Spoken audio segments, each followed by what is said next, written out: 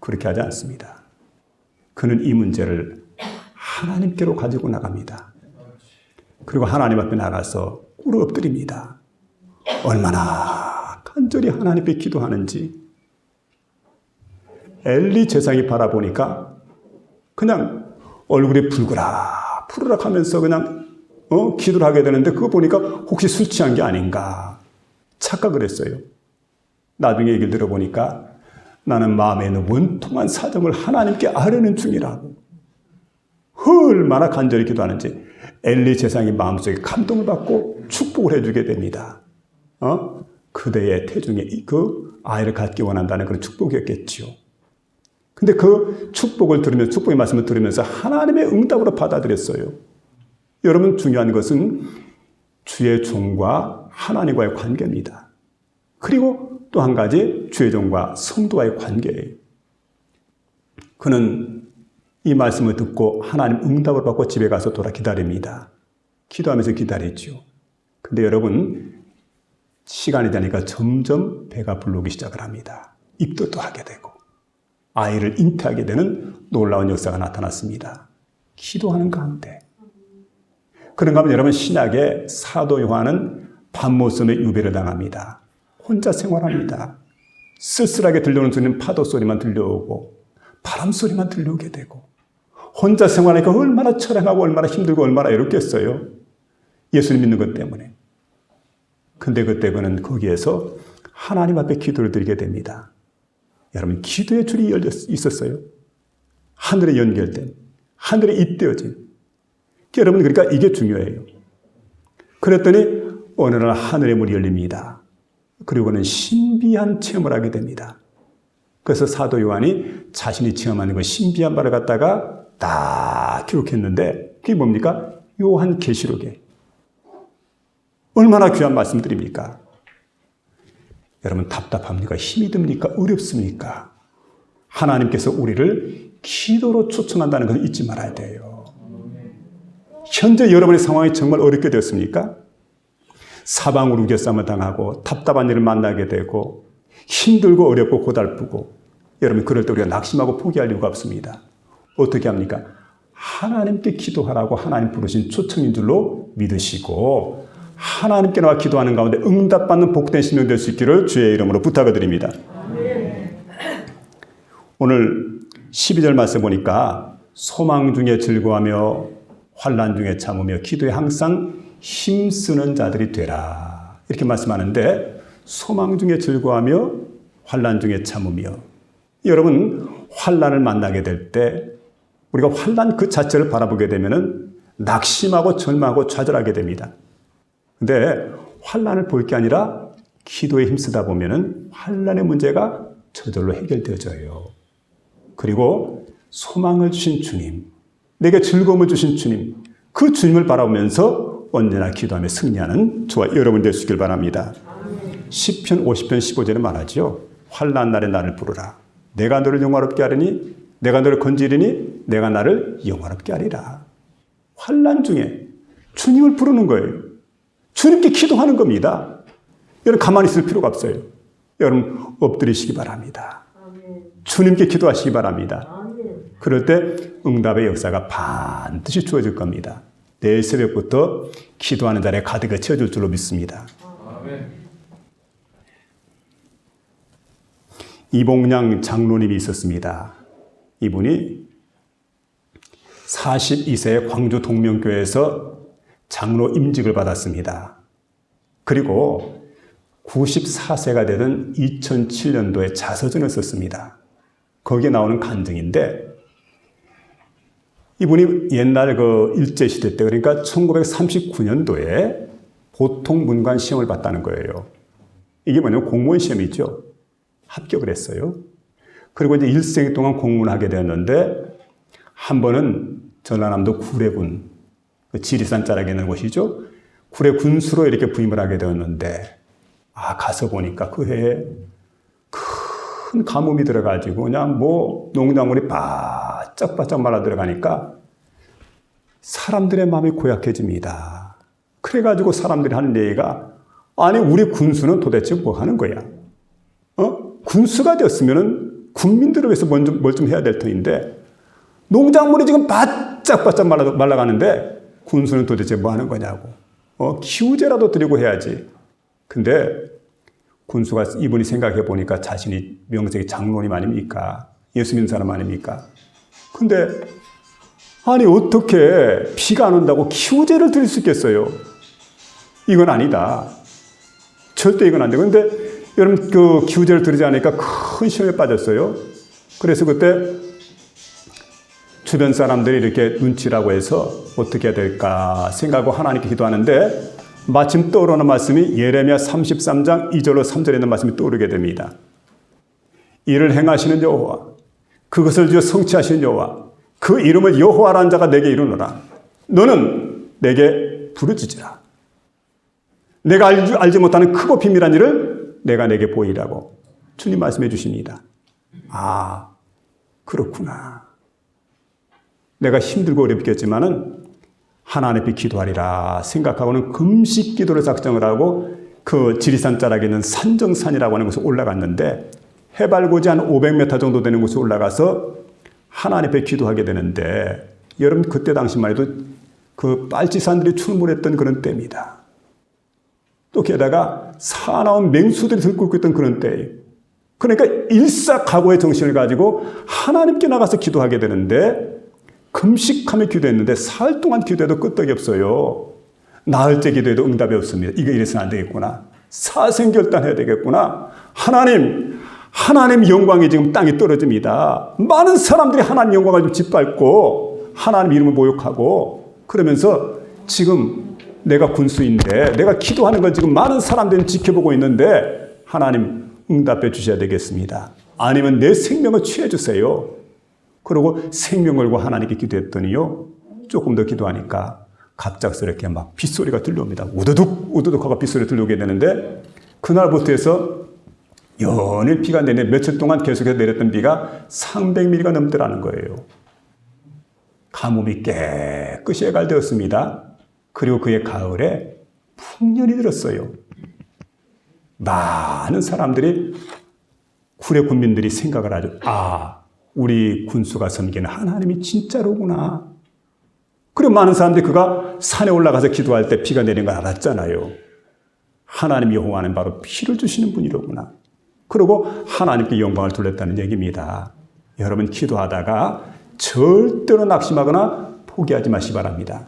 우리가 선을 행하되 낙심하지 말지니 피곤치 아니하면 때가 이름에 거두리라. 여러분 기도하다 낙심할 이유가 됐어요. 반드시 때가 되면 하나님께서 응답해 주시고 하나님께서 함께 해 주시고 하나님께서 역사해 주신다는 사실을 믿으며 살아가는 저와 여러분 될 수 있기를 주의 이름으로 부탁을 드립니다. 세 번째 마지막으로는 나누는 일에 힘써야 된다는 말씀인데 그러니까 여러분 섬기는 일에 기도하는 일에 나누는 일에 힘써라 이렇게 말씀해 주고 있습니다.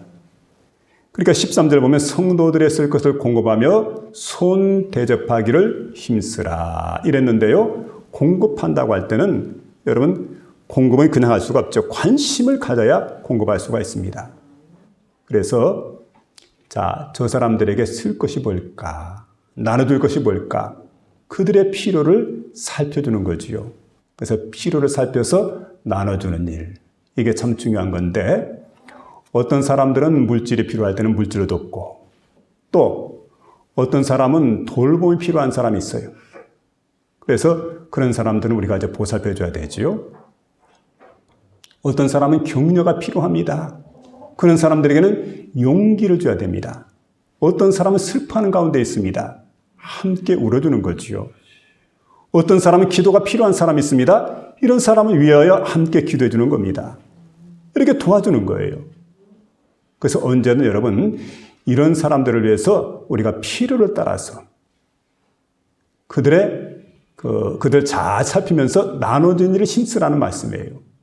이런 삶을 살아야 된다 이렇게 말씀해 주고 있는데 근데 여기 보니까 여러분 베푼다는 말보다는 나눈다는 말이죠. 베푼다고 할 때는 주로 여러분 갑을 관계가 이제 형성이 됩니다. 그래서 갑으로서 을에게 주는 것. 그러니까 여러분 높은 사람이 낮은 사람에게 그러죠. 윗사람이 아랫사람에게 이게 돕는다. 이렇게 말할 수 있는데 나눈다는 것은 여러분 같은 몫입니다. 몫을 갖다 놓고 평등하게 나눠주는 거예요. 이렇게 그 사람에게 주기도 하고 받기도 하는 것. 이걸 가리켜서 뭐라고 하냐면 나눈다. 그러니까 여기서 보면은 우리가 돕는다는 의미보다는 나눈다는 의미가 중요한다. 그래서 여러분 언제든 이웃을 섬길 때 내가 돕는다 하는 말보다는 나눈다. 이게 중요하죠. 그러면 생각해 보세요. 하나님께서 내게 주신 것들입니다. 내가 수고를 많이 해가지고 이만큼 물질을 모았어요. 내가 노력을 해가지고. 근데 자, 이 모든 것들이 내 것이다. 이렇게 생각하면은 예수 믿는 사람이 아니죠. 모든 건 하나님께서 나에게 주셨다. 이게 예수 믿는 사람. 그리고 내게 있는 것을 갖다가 하나님께 주셨는데 이걸 나누라고 하신다. 생각을 하고 아낌없이 나눠줄 줄 알게 될 때 이런 사람 누굽니까? 그리스도의 제자가 되는 사람. 그래서 생각해야 돼요. 우리가 많은 걸 얻게 되는 것 중요하죠. 많은 복을 받는 것 중요하죠. 그러나 이것 못지않게 중요한 게 뭐냐면 내가 베풀어 주는 것, 나눠주는 거죠. 나눠주는 것. 나눠주는 게 얼마나 중요한지 모릅니다. 하나님은 나만 가지러 주시는 게 아니에요. 그래서 우리는 청직이다. 하나님께서 필요에 따라 우리에게 주셨는데 모든 내게 주신 것들은 내 것이 아니라 하나님께서 임시로 나에게 맡겨주신 것이다. 그리고 그걸 나눠주는 거죠. 그럼 여러분 하나님 나라 가서 보게 되면 어떤 겁니까? 내 것은 바로 나눠주는 것밖에 없어요. 하나님 나라 올라가 보세요. 그래서 여러분 하나님께서 이런 사람들을 갖다가 참 기뻐 여기시게 되는데 그래서 우리에게 이제 이런 말씀을 들려주고 있어요. 누가복음 6장 38절이니까 주라 그리하면 너에게 주실 것이니 곧 후이대로 누르고 흔들어 넘치도록 해서 너에게 안겨주리라. 그리고 히브리서 13장 2절에 보니까 손님 대접하기를 잊지 말라. 이로써 부지 중에 천사를 대접하는 일도 있느니라.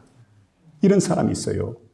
그래서 우리가 언제든 이게 손 대접하기를 힘쓰라고 그렇게 말씀하시면서 특별히 여러분 세상에 보면 어떤 사람을 우리가 섬겨야 될까? 어떤 사람이 나눠줘야 될까? 도움을 필요로 하는 자들입니다. 이런 자들 가르쳐 주님께서는 소자라고 그럽니다. 소자. 주님의 도움이 필요한 자들이죠. 그래서 우리가 이렇게 소자를 돕게 될 때, 섬기게 될 때, 또 그들에게 나눠주게 될 때, 가만히 보면은 여러분 어려움 당한 사람들이 있습니다. 내 집 문간에 왔는데 허기진 사람이 있다고 한다면 그 사람에게 배불리 먹여주는 겁니다. 동네 마을에 사시는 어르신인데 우리가 동네를 좀 살펴야 돼요. 이장만 살피는 게 아니죠. 이웃집 다니며 살펴보고 정말 어려움 당한 사람 누구일까? 혼자 계신 분들 가운데 보면 의지할 곳이 없는 분들이 있습니다. 그래서 가서 이제 사정을 들어주고 어르신 염려하지 마세요. 제가 가서 약국에 가서 약을 구해오겠습니다. 그리고 약을 갖다 드리는 거예요. 또 그런가 하면 우리가 주변에 이렇게 살펴보면 목회자들 가운데도 어렵게 목회하시는 분들이 있습니다. 시골에 있는 미자리 교회 같은 경우에는 생활비도 제때 오지 않는 그런 경우도 있어요. 그래서 발을 동동 구르고 있을 때 그냥 모른 척하고 이렇게 슬쩍 가서 이렇게 물질을 드립니다. 근데 아무도 몰라요. 여러분 그럴 때 여러분 그 사실을 기억하시면 누굴까요? 하나님은 아신다는 거예요. 하나님은 기억하시고 하나님은 감동하십니다. 그래서 여러분 예수 믿고 은혜 받았습니까? 내가 청직이라고 생각합니까? 혼자 잘 먹고 잘 입고 잘 사는 게 아닙니다. 우리 옛날 이야기할 때 보면 우리 할머니들이 이야기 들려줄 때 잘 먹고 잘 살았대. 그리고 끝나버려요. 이게 문제입니다. 잘 먹고 잘 사는 게 아니고 내 것 가지고 좀 아꼈다가 그들에게 좀 풍성하게 나눠주는 거예요. 하나님 그걸 기뻐하죠. 자, 미국에 펜이라는 사람이 있습니다. 사업 수완이 굉장히 뛰어난 사람입니다. 그래서 많은 돈을 벌었대요. 그런데 돈을 많이 벌었는데 이 사람이 스크루지 영감과 같이 완전 구두쇠입니다. 한번 손에 들어온 것은 절대 손을 펴는 법이 없어요. 남 생각하지 않습니다. 모으는 것만 좋아했어요. 근데 어느 날 갑자기 부도를 맞게 되고 사업이 폭삭 내려앉게 될 때 그야말로 아무것도 없어요. 다 잃어버렸어요. 알거지가 되어버린 겁니다. 근데 그런 가운데 그가 성경을 읽으면서 하나님 앞에 기도하기 시작을 합니다. 하나님, 회복시켜 주세요. 한 번만 저에게 기회를 주세요. 한 번만. 그리고 하나님께 기도하는데 어떤 날 성경을 읽다가 마태복음 7장 12절 말씀이 마음속에 은혜가 됩니다. 그 말씀을 붙들었으면 이게 황금률이라 하지 않습니까? 그래서 여러분 무엇이 남에게 대접을 받고자 하는 대로 남을 대접하라. 이것이 율법이요 선지자니라. 이 말씀을 딱 마음속에 새기면서 그렇구나. 내가 앞으로 사업을 재개하게 되면 반드시 이렇게 살아야 되겠구나 생각을 하고는 그가 점점 일어서기 시작할 때 그는 물질을 하나님 교회에 갖다 바쳤습니다.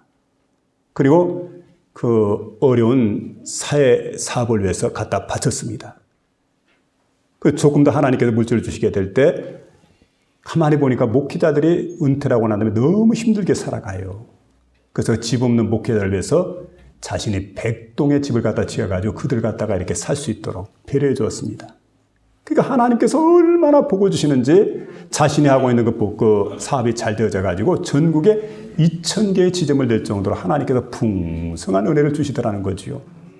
그런데 어떤 날 마음속에도 시험이 들어오더랍니다. 내가 그냥 피땀 흘려가면서 돈 벌고 내가 피땀 흘려가면서 모은 돈인데 이 돈 아까운데 내가 저들 왜 쓸 수가 없지. 그런 마음을 갖다 보니까 마음이 그렇게 삭막해지더래요.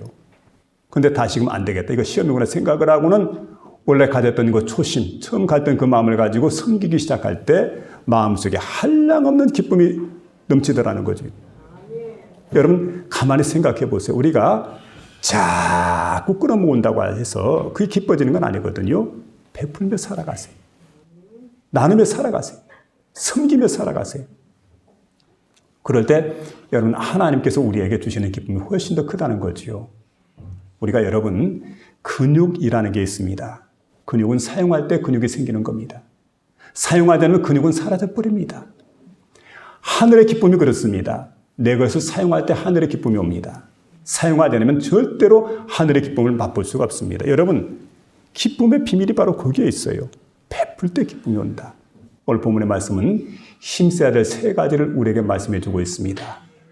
섬기는 일에, 기도하는 일에, 나누는 일에, 인색하지 말고 여러분 손을 활짝 펴서 힘써 일할 수 있는 저와 여러분 모두가 될 수 있기를 주의 이름으로 축원합니다.